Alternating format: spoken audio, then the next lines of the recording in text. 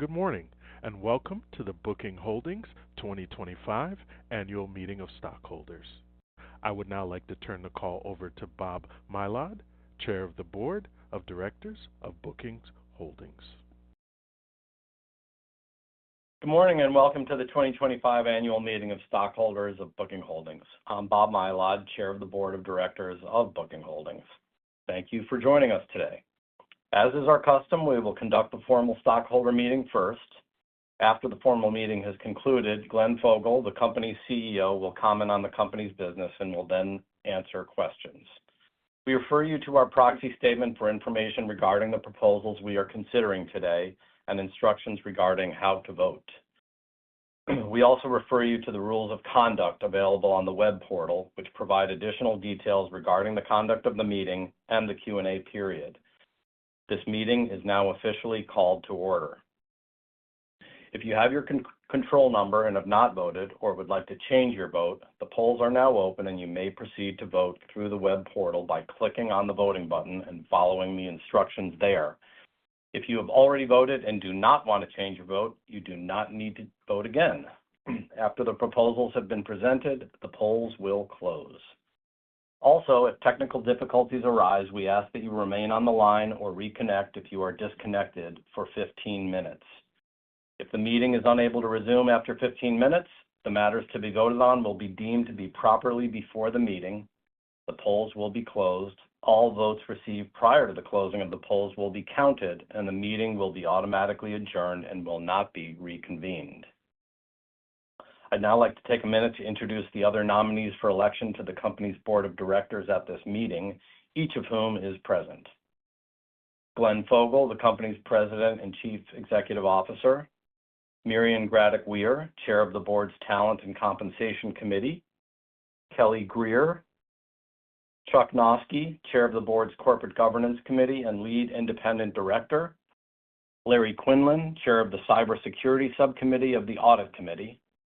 Nick Reed, Tom Rothman, Sumit Singh, Lynn Voivodich-Vrdakovich, Vanessa Whitman, Chair of the Board's Audit Committee. We are joined here today by Deloitte Touche, our independent auditors.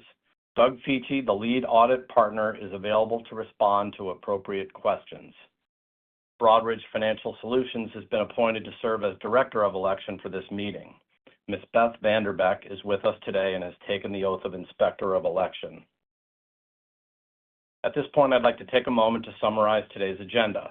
First, we will describe and then present for a vote each of the proposals under consideration at this meeting. Second, we will provide time for you to ask questions or make comments about those proposals. Third, the polls will then close. Depending upon tabulation by Broadridge and the number of votes cast during the meeting, we may report the preliminary results of the vote. Final votes will be filed with the SEC on a Form 8-K within the required time period. Fourth, the formal meeting will then be adjourned. And finally, we will then hear from Glenn Fogel, the company's CEO, after which we will respond to appropriate questions that meet the rules of conduct for the meeting. The question and answer period will conclude at noon Eastern Time or earlier if there are no remaining questions. At this point, I would like to turn the meeting over to Vijay Iyer, Booking Holdings Corporate Secretary. Thank you, Bob. I will now address a few administrative items. Speakers today may make forward-looking statements. These forward-looking statements reflect the views of the speakers regarding current expectations about future events. They are not guarantees of future performance, decisions, or actions, and are subject to risks and uncertainties, including those set forth in the company's periodic reports filed with the SEC. The Board of Directors fixed April 8, 2025 as the record date for determining stockholders entitled to vote at this meeting. An affidavit has been delivered attesting to the fact that either 1, a notice of internet availability of the notice of the meeting, the proxy statement, and the 2025 annual report to stockholders, or 2, the documents themselves were mailed on or about April 22, 2025 to all stockholders as of the record date and will be incorporated into the minutes of this meeting. As of the record date, there were 32,640,888 shares of common stock outstanding and entitled to vote at this meeting. We are informed by the Inspector of Election that they are represented in person or by proxy shares of common stock representing 28,720,937 votes, or approximately 88% of the outstanding voting power on the record date. Since this represents more than a majority of all issued and outstanding stock entitled to vote on the record date, a quorum is present for purposes of transacting business. The list of the stockholders eligible to vote at this meeting is available to stockholders on the web portal. Now that we've dealt with those administrative issues, I'll describe the proposals to be voted on at this meeting, all of which are described in the proxy statement provided to stockholders and available on the meeting web portal. The polls are open. If you have your control number and have not voted or would like to change your vote, you may vote by clicking on the voting button in the voting portal and following the instructions there. If you have already voted and do not want to change your vote, you do not need to vote again. After the proposals have been presented, the polls will close. The first item of business is the election of directors. In accordance with the bylaws, the number of directors to be elected at this meeting has been fixed by the board at 11. The board's nominees for director for the ensuing year or until their successors are duly elected and qualified are listed in the proxy statement. They are Glenn D. Fogel, Marion M. Gradick-Weir, Kelly Greer, Robert J. Mylod Jr., Charles H. Noski, Larry Quinlan, Nicholas J. Reed, Thomas E. Rothman, Sumit Singh, Lynn Voidovich-Radakovich, and Vanessa A. Whitman. The board recommends that stockholders vote for each of the director nominees. The nominees for election to the board are formally submitted for stockholder vote. The second item of business is concerning a non-binding advisory vote on the company's 2024 executive compensation. The board recommends that stockholders vote for approval on an advisory non-binding basis of the company's 2024 executive compensation. Proposal number 2 is formally submitted for stockholder vote. The third item of business is the ratification of the selection of Deloitte Touche LLP as the company's independent auditors for the year ending December 31st, 2025. Doug Feachy of Deloitte Touche is present at this meeting and is available to respond to appropriate questions from stockholders.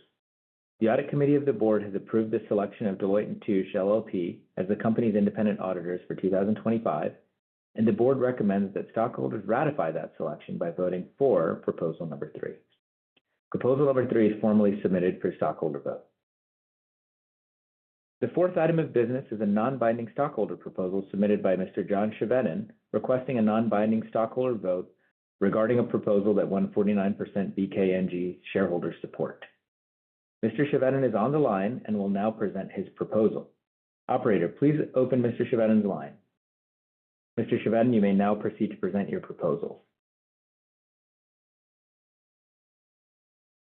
Hello, this is John Chevedden. Proposal 4, special shareholder meeting proposal that won 49% Booking Holdings shareholder support.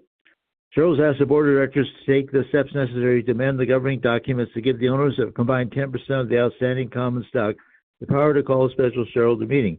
Such a special shareholder meeting can be an online shareholder meeting.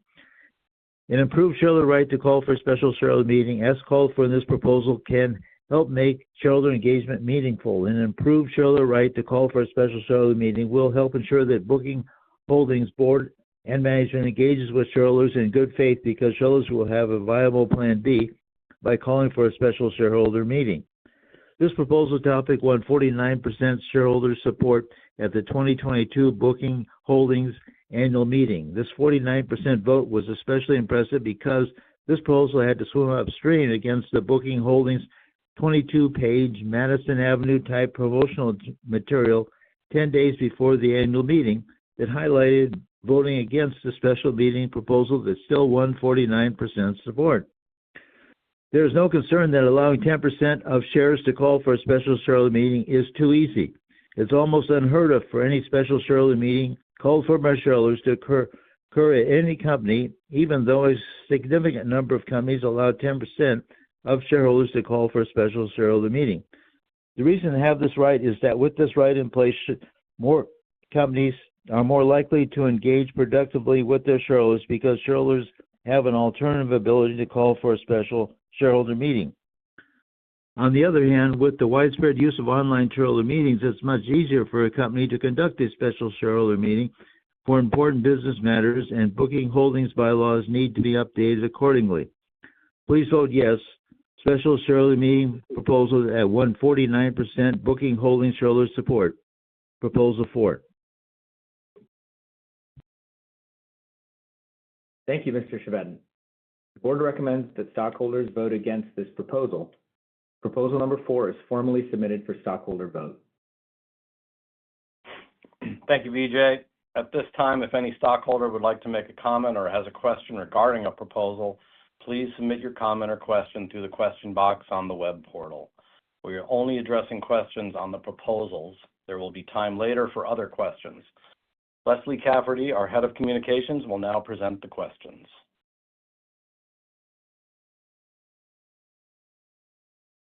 Stockholder proposals. So back to you, Vijay. Thank you, Leslie. The proposals have been presented to the meeting and the polls are now closed. Mr. Chair, we've been informed by the Inspector of Election that the preliminary vote report shows that the nominees for election to the board have been duly elected. The advisory vote regarding compensation of the named executive officers for 2024 passed. Deloitte Touche was ratified as the company's independent auditor for the fiscal year ending 2025. And the stockholder proposal requesting a non-binding stockholder vote regarding proposal that 149% of BKNG shareholder support did not pass. We will be reporting the final vote results in a Form 8-K to be filed with the SEC. Back to you, Bob. Thank you, Vijay. The meeting is now formally adjourned. At this point, Glenn Fogel, the company's President and Chief Executive Officer, will give some brief comments, and after Glenn's comments, we'll have time to answer appropriate questions. Thank you, Bob. Good morning. It's great to be with you just weeks after sharing our strong first quarter results. This year marks my 25th anniversary at Booking Holdings.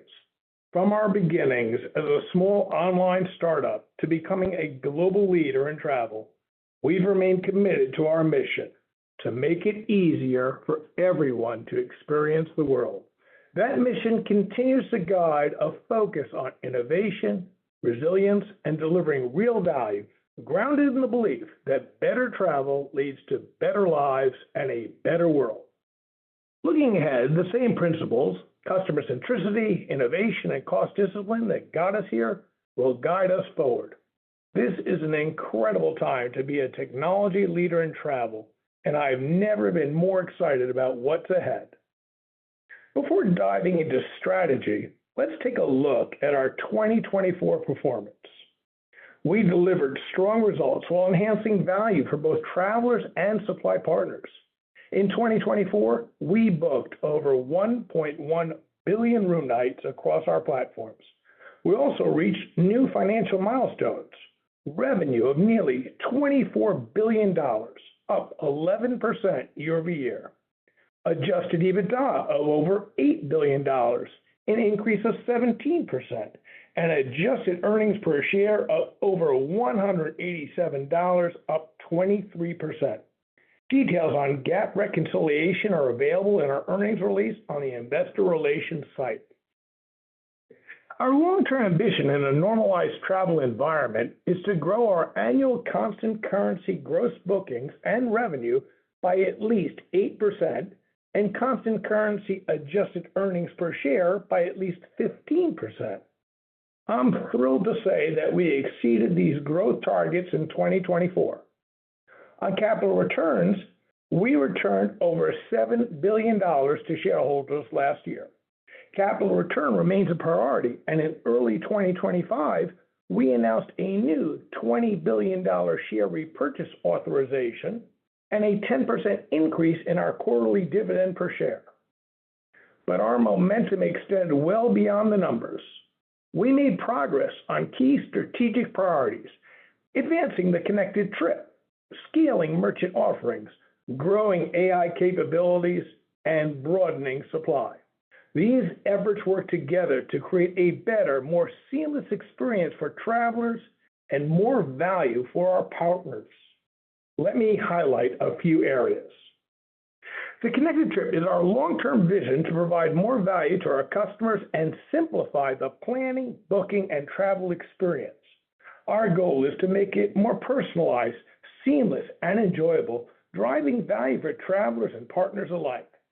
Done well, this approach drives more loyalty, more direct bookings, and a greater share of travel spend.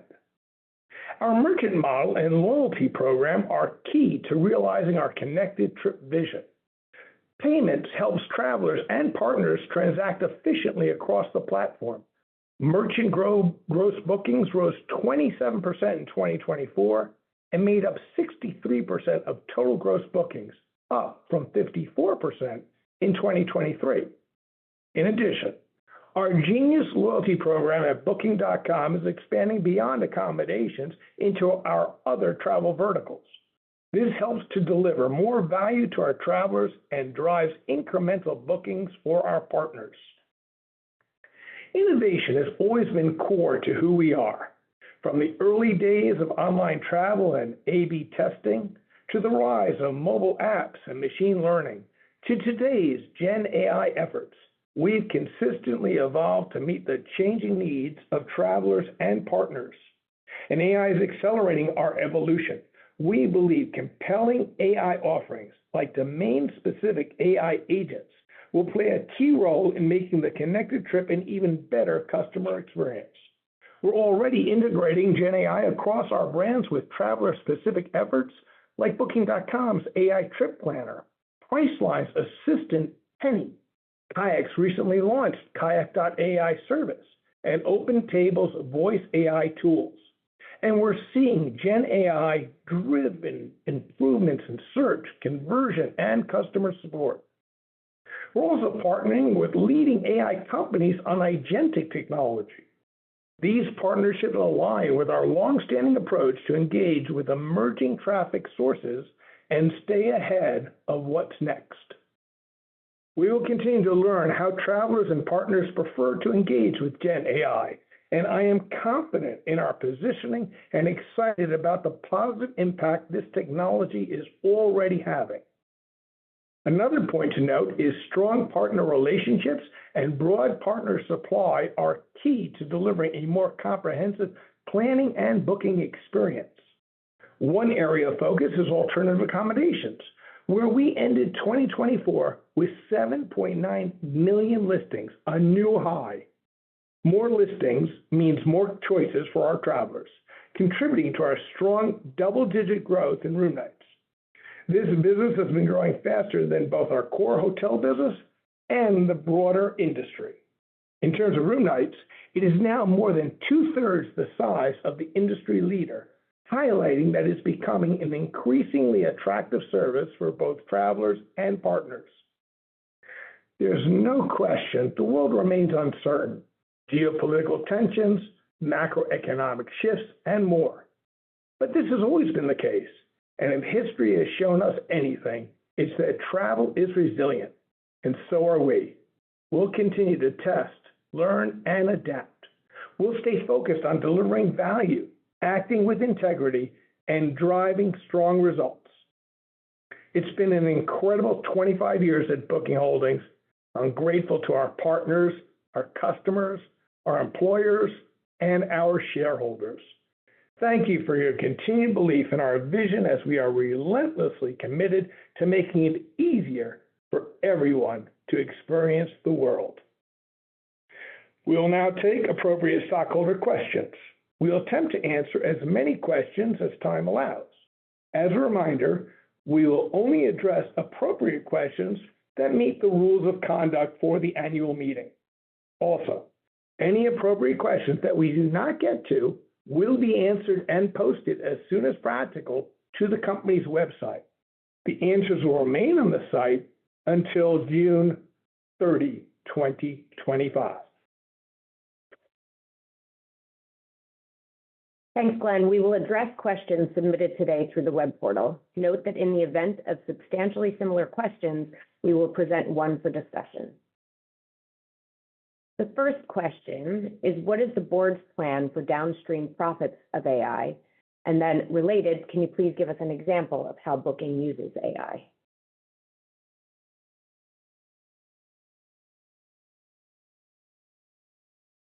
Bob, do you want to address the first part, the board's plans for downstream profits of AI? Sure, and then maybe Glenn, you can take the second part.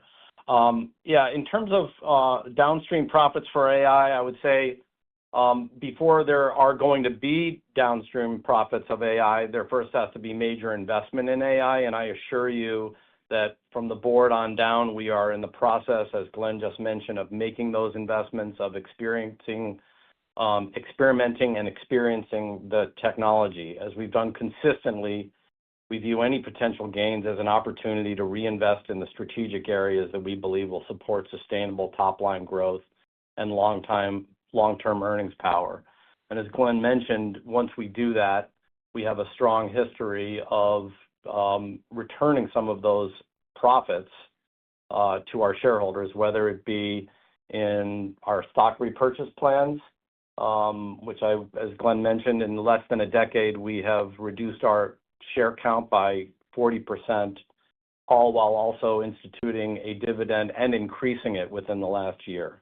Ultimately, our goal with AI is to deliver both travelers and employers. We believe that by so drive greater traveler loyalty and direct engagement while also encouraging more suppliers to lean into our platform. Glenn, maybe you could talk about some of the specifics. Thank you, Bob. And it's great to have that question because there are so many exciting things that we are doing at Booking Holdings among all our different brands in terms of using Gen AI and all forms of AI, not just Gen AI, to produce a better company and better results. For consumers, so for a shareholder, for example, looking at this, it's easy enough to see some of the great things that are already rolled out, and whether it be starting to use our beta services in terms of if you're at Booking.com and you're using our AI trip planner in a way to have an interactive way to find a better way to develop your travel needs, or if you're at Priceline, a very similar product called Penny, or if you're a Kayak, a similar type service, but at Kayak, it's kayak.ai, and they're doing a great job of bringing the personalization from people who have registered accounts with Kayak, interacting with what Kayak already knows from previous purchases by a customer to help guide them towards future purchases. And then if you go on even beyond that in small things, but still we're seeing some really great things at Booking.com, where previously, before we had Gen AI, you could help shape what you needed by using filters. You would check on the filters that I want, for example, a luxury hotel, or I want something that has a pool. And you may have different things. There are only so many filters one can have, however. The great thing about Gen AI now, though, is we enable a customer through natural language to put in what they want. And our service can then transform that into a way to present properties that just meet what that customer has put into their natural search query. It's a great improvement and much easier for people to get what they want. So that's for the customers. But then, of course, we have other things that are really improving the company. We can go into something like customer service. Unfortunately, travel sometimes has hiccups, let's call them, and people need to talk to customer service. Well, our customer service is now able to be much more efficient, and it's everything being able to respond if you're communicating with customer service through text and able to come back with responses using AI, or things when you're using one of our human customer service agents, they are able to act much faster and do their work more efficiently because they're using AI, whether it's summarizing the issues that have come up, and being able to go back to them, or finding the correct answer quicker. And then you have issues, obviously, with our technology company. So a large amount of our work deals with having to create things like software code. Well, that stuff is now produced many times using generative AI, and that makes it easier and faster for our coders to be able to create and do things that they need to get done. Lots of different things happening in AI, all for the better. And whether it's making us more efficient, improving our bottom line, or providing us more ability to invest in new things, or whether it's making it easier for our customers and partners, in all these different ways, it's really bringing us forward. Thanks, Glenn. Our next question is, does talk of annexing Canada have a significant negative impact on travel to the U.S.? I will say, as we talked in our last quarterly call, about that we have seen a decrease in the number of Canadians going to the U.S. I won't ascribe to why, but we definitely have seen that, and I think people can make that hypothesis. And there's probably, if we go out and poll people, maybe that would be the reason. The great thing about our company, though, is that we have over 220 countries and territories where people can go to travel to or stay in their own country, and Canadians no different. So Canadians aren't stopping to travel. In fact, one of the things that we saw, along with seeing a decrease in travel to the U.S. by Canadians, we're seeing them travel more to other places. So, for example, we've seen a nice increase in Canadians going to Mexico. So in terms of our business, we're very well positioned. And then we've seen this over the many years I've been here, that something can happen that a person doesn't want to travel to a particular place. It may be issues, as the question came out, or it may be a natural disaster or bad weather, all sorts of reasons. The great thing is we have so many places for people to go and visit. That's why they come to us. And overall, it's been very successful for us. Thank you, Glenn. Our next question is how much was spent on share buybacks in 2024 and what is expected to be spent in 2025? What we have disclosed is last year we spent approximately $6 billion. We don't say how much we're planning to spend forward, but we did give, and this is publicly disclosed in terms of what the authorization that I previously mentioned by the board in terms of the ability to buy in the future. Thank you, Glenn. We've now addressed all appropriate questions submitted through the web portal. Okay. Well, listen, I'd like to thank each of you for attending our annual shareholder meeting today. I'd also like to thank our board of directors, our employees, our travel partners, and our customers. We appreciate your support as we continue to build on the long-term vision for our company. Thank you for attending the Booking Holdings 2025 Annual Meeting of Stockholders. The meeting has now concluded. You may now disconnect. Goodbye.